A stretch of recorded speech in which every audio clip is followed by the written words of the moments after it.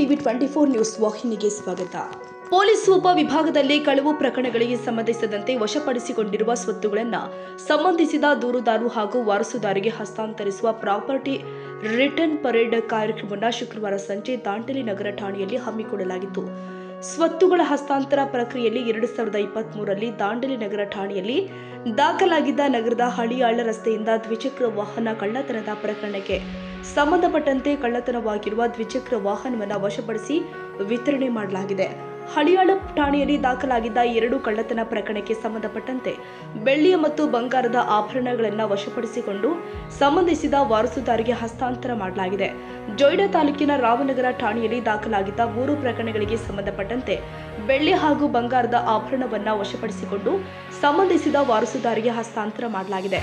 ಅಂದಾಜು 20 ಲಕ್ಷ ರೂಪಾಯಿ ಅಧಿಕ ಮೌಲ್ಯದ ಬೆಳ್ಳಿ ಹಾಗೂ ಬಂಗಾರದ ಆಭರಣವನ್ನು ಹಸ್ತಾಂತರ ಮಾಡಲಾಗಿದೆ.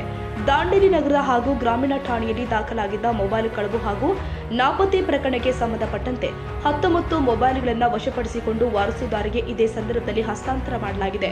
1 ವರ್ಷದಿಂದ ದಾಂಡೇಲಿ ನಗರ ಠಾಣೆಯಿಂದ ಈವರೆಗೆ ಕಳವು ಹಾಗೂ ನಾಪತ್ತೆಯಾಗಿದ್ದ ಒಟ್ಟು 88 ಮೊಬೈಲ್ಗಳನ್ನು ವಾರಸುದಾರರಿಗೆ ಹಸ್ತಾಂತರ ಮಾಡಲಾಗಿದೆ.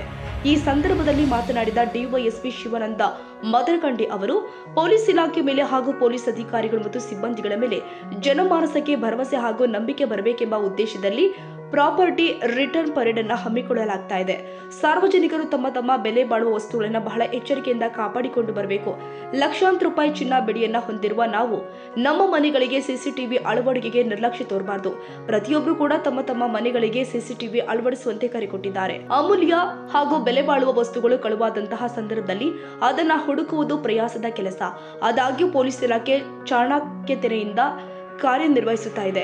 ದಾಂಡೇಲಿ ಪೊಲೀಸ್ ಉಪವಿಭಾಗದಲ್ಲಿ ನಡೆದ ಕಳ್ಳತನ ಕೃತ್ಯದಲ್ಲಿ ಪೊಲೀಸ್ ಅಧಿಕಾರಿಗಳು ಹಾಗೂ ಸಿಬ್ಬಂದಿಗಳು ಅತ್ಯಂತ ಯಶಸ್ವಿಯಾಗಿ ಸ್ವತ್ತುಗಳನ್ನು ವಶಪಡಿಸಿಕೊಳ್ಳುವಲ್ಲಿ ಕಾರ್ಯನಿರ್ವಹಿಸುತ್ತಾರೆ ಎಂದು ತಮ್ಮ ಇಲಾಖೆ ಅಧಿಕಾರಿಗಳು ಮತ್ತು ಸಿಬ್ಬಂದಿಗಳ ಕಾರ್ಯಕ್ಕೆ ಮೆಚ್ಚುಗೆ ವ್ಯಕ್ತಪಡಿಸಿದರು.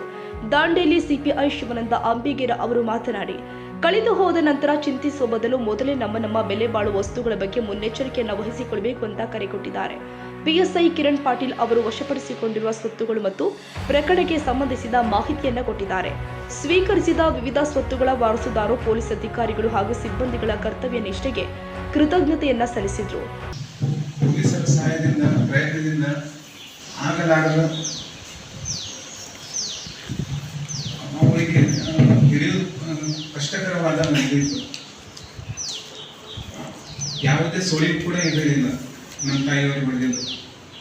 ಪೊಲೀಸ್ ವಿಭಾಗದ ಸತತ ಪ್ರಯತ್ನದಿಂದ ಅಪರಾಧಿ ಹಿಡಿದು ಈಗ ಶಿಕ್ಷೆಗೆ ಒಳಗಾಗಿದ್ದಾರೆ ಅವರು. ನಾನು ಮತ್ತು ನನ್ನ ಕುಟುಂಬ ವತಿಯಿಂದ ಪೊಲೀಸ್ ಇಲಾಖೆಗೆ ಧನ್ಯವಾದ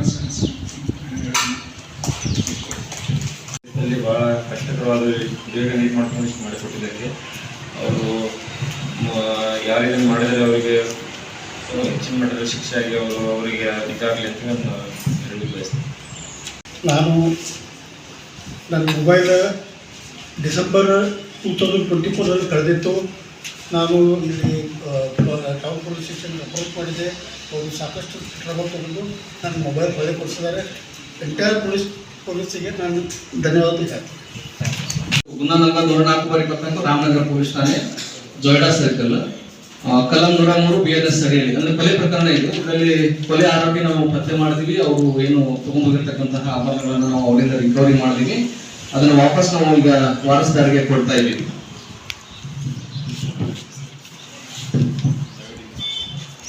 ಜೊಯ್ಡಾ ಇನ್ಸ್ಪೆಕ್ಟರ್ ಚಂದ್ರಶೇಖರ್ ಹರಿಹರ ಮತ್ತು ಆಗಿನ PSI ಆಗಿರ್ತಕ್ಕಂತಹ ಬಸವರಾಜ್ ಮಗ್ನೂರು ಮತ್ತೆ ಕೃಷ್ಣಕಾಂತ್ ಪಾಟೀಲ್ ಅಂತಕ್ಕಂಥವ್ರು ಈ ಪ್ರಕರಣವನ್ನು ಬೇಡಿಸಿದ್ರು. ಸಿಬ್ಬಂದಿಗಳ ಪಾತ್ರವು ಕೂಡ ಇದರಲ್ಲಿ ಪ್ರಮುಖವಾಗಿದೆ. ವೇದಿಕೆಯಲ್ಲಿ ಹಳಿಯಾಳ ಸಿಪಿಐ ಜೈಪಾಲ್ ಪಾಟೀಲ್, ದಾಂಡೇಲಿ ನಗರ ಠಾಣೆಯ PSI ಅಮೀನ್ ಅತ್ತಾರ್, ದಾಂಡೇಲಿ ಗ್ರಾಮೀಣ ಠಾಣೆಯ PSI ಶಿವಾನಂದ ನಾವದಗಿ ಮತ್ತು ಜಗದೀಶ್ ನಾಯಕ, Haliyal PSI Krishna Gowda ಹರಕೇರಿ, Ramanagara PSI Hanumantha ಕಡಿಗುಂಡಿ, ASI ಮೆಹಬೂಬು ನಿಂಬುವಾಲೆ ಹಾಗೂ ಪೊಲೀಸ್ ಸಿಬ್ಬಂದಿಗಳು ಉಪಸ್ಥಿತರಿದ್ದರು. ಈ ಸಂದರ್ಭದಲ್ಲಿ ವಿವಿಧ ಸ್ವತ್ತುಗಳ ವಾರಸುದಾರರು ಹಾಜರಿದ್ದರು. ಕ್ಯಾಮರಾಮನ್ ಲತೇಶ್ ಚಾಟ್ಲಾ ಜೊತೆ ಸರ್ಫರಾಜ್ ಶೇಖ್, ಟಿವಿ 24 ಕನ್ನಡ, ದಾಂಡೇಲಿ. ಕನ್ನಡಿಗರ ಮೆಚ್ಚಿನ ನಿಮ್ಮ ಟಿವಿ 24 ಕನ್ನಡ ನ್ಯೂಸ್ ವಾಹಿನಿ ಇದೀಗ ಟಿವಿಯಲ್ಲಿ ಲಭ್ಯ. ಕರ್ನಾಟಕ ಮತ್ತು ದೇಶ ವಿದೇಶದ 360 ಡಿಗ್ರಿ ಸುದ್ದಿ ಹಾಗೂ ಉತ್ತರ ಕರ್ನಾಟಕ, ಬೆಳಗಾವಿ, ಬಾಗಲಕೋಟೆ, ಧಾರವಾಡ, ಹಾವೇರಿ, ಗದಗ, ಬಿಜಾಪುರ ಜಿಲ್ಲೆಯ ಕ್ಷಣ ಕ್ಷಣದ ವಿವರವನ್ನ ಪಡೆಯುವುದಕ್ಕೆ ಟಿವಿ 24 ಕನ್ನಡ ನ್ಯೂಸ್ ವಾಹಿನಿಯನ್ನ ಲೈಕ್ ಮಾಡಿ, ವಿಡಿಯೋಗಳನ್ನ ಶೇರ್ ಮಾಡಿ, ಕಮೆಂಟ್ ಮಾಡುವ ಮೂಲಕ ನಮ್ಮ ವಾಹಿನಿಗೆ ಸಹಕಾರ ನೀಡಿ ಮತ್ತು ಚಾನೆಲ್ ಅನ್ನ ಸಬ್ಸ್ಕ್ರೈಬ್ ಮಾಡಿ. Thank you.